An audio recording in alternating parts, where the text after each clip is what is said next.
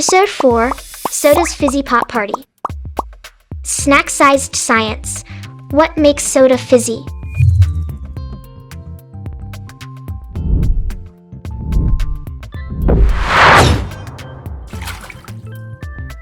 Hey there, thirsty thinkers.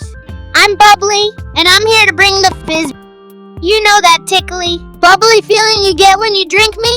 And that super satisfying when you pop my top? What's making all that happen? Let's dive into my fizzy fun. Shh! Wanna know a secret?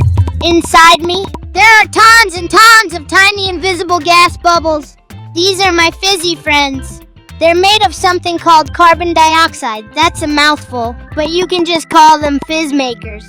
When I'm all sealed up tight, all my fizzy friends are squeezed in super close. They don't have much room to wiggle or dance, but they're just waiting for their big moment. And here it is, the moment we've all been waiting for. When you pop my top, freedom! Woohoo! Time to party! All that pressure that was holding my fizzy friends in is gone. So they zoom out as fast as they can, escaping into the air and making that awesome fizzy sound.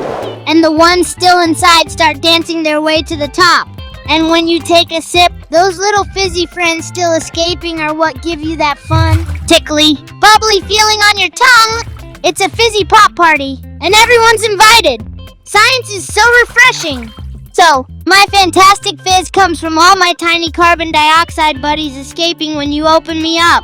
Pretty cool, huh? Snack-sized science fun fact. If you leave an open can or bottle of soda out for too long, it goes flat. That means most of Bubbly's fizzy friends have already had their party and escaped into the air. So there's no more fizz left. See you next time for another bite-sized adventure.